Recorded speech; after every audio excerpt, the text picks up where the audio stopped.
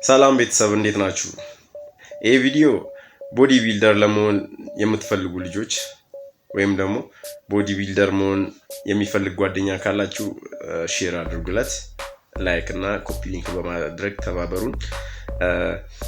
ምንድነው ቦዲ ቢልደር ለመሆን የሚጠበቅብን ነገሮች አሉ ማለት ነው። በመጀመሪያ እነዛን ነገሮች ለይተን ማወቅ ይኖርብናል ማለት ነው። ስለዚህ ምንድነው የመጀመሪያው ግብ ወይም ደግሞ ጎል ሊኖረን ይገባል። ጎላችን ምንድነው?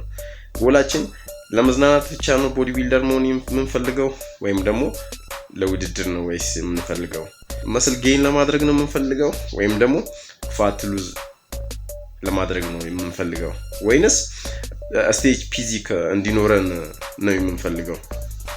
ይህን ጎላችን መለየት ይኖርብናል ማለት ነው። ስለዚህ ግብ ከሌለ እድገት አይኖርም ማለት ነው።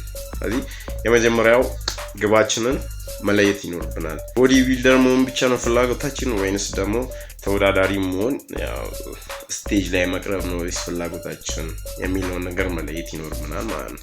ስለዚህ ያንን ከለየን በኋላ በዛ መንገድ መሄድ የሚኖርብን። ግብ ከሌለ ምንም አይነት ለውጥ ላናይ እንችላለን። ሌላው ነጥብ መደበኛ ስልጠና ትሬኒንግ መጠቀም ይኖርብናል። በሳምንት ቢያንስ 5 ቀን መስራት ይኖርብናል። በስራዎቻችን መካከል ኮምፓውንድ ፕላስ አይሶሌሽን ኤክሰርሳይዝ መጠቀም ይኖርብናል። ኮምፓውንድ ለምሳሌ ስኳት፣ ዴድሊፍት፣ ቤንች ፕሬስ፣ ሾልደር ፕሬስ የሚባሉ ኤክሰርሳይዞችን ወርክአውት ማድረግ ይኖርብናል። ባይ ዘ ዌይ ኮምፓውንድ ፕላስ አይሶሌሽን ኤክሰርሳይዞችን በጋራ ስንጠቀም ነው ሰውነታችን ላይ ለውጥ ሊያመጣልን ልናይ የምንችለው። ቦዲ ቢልዲንግ ሚስጥሩ ሁለቱን ሜቶዶች በጋራ በመጠቀም አሪፍ መስል ጌን እንድናደርግ ወይም ደግሞ ሼፓችንን ጥሩ የሆነ መንገድ እንዲኖርልን የሚረዳው ማለት ነው። ፕሮግሬሲቭ ኦቨርሎድ የምንለው ክብደቱን ቀስ እያለን በቀስታ በየጊዜው መጨመር፣ እንደገና ደግሞ ሪፒቲሽኑን ድግግሞሹን ማለት ነው በየጊዜው ቀስ እያለን በመጨመር ይሄንን መንገድ አንዴ ክብደቱን አንዴ ደግሞ ድግግሞሹን በመጨመር ይሄንን መንገድ በመከተል ጥሩ ቦዲ ቢልደር እንድንሆን ይረዳናል ማለት ነው። እና ሌላው አመጋገባችን ወሳኝ ነው።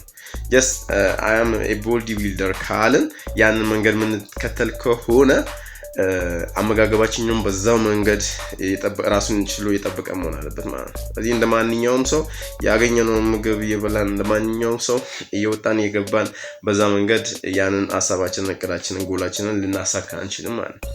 እንቅልፍና ሪከቨሪ ቢያንስ በቀን ውስጥ ከ7 ሰዓት እስከ 9 ሰዓት ያለ እንቅልፍ ጊዜ ማሳለፍ ይኖርብናል። እረፍት ማድረግ ይጠበቅብናል። ትዕግስት፣ ቋሚነት፣ ማይንድ ሴት፣ ዲሲፕሊን እና ትዕግስት ወሳኝ ነው ማለት ነው። ስለዚህ ትዕግስት ከሌለን መንገድ ላይ በመንገዱ ሊሰናከል ይችላል ማለት ነው። ረጅም ጉዞ ነው ቦዲ ቢልዲንግ በራሱ ጊዜ ይፈልጋል ማለት ነው። 2 ወር 3 ወር ላይ የምናመጣው ነገር አይደለም። ረጅም ሰዓት ለውጥ ሊወስድ ቢያንስ 1 አመት 2 አመት ጥሩ ለውጥ ለማምጣት ያን ያህል ጊዜ ሊወስድብን ስለሚችል እነዛን ጊዜያቶች በትዕግስት ማለፍ ይኖርብናል ማለት ነው። ቪዲዮ ከተመቻችሁ ላይክ አድርጉ፣ ኮፕሊንግ ሼር በማድረግ ተባበሩኝ። በቀጣይ ቪዲዮ ቦዲ ቢልደር እንዳንሆን እንቅፋት የሚሆኑ ነገሮችን ወይም ደግሞ ስህተቶች የምንላቸውን የምንሰራቸውን ስህተቶች እነሱን ላይ እነግራችኋለሁ። see you bye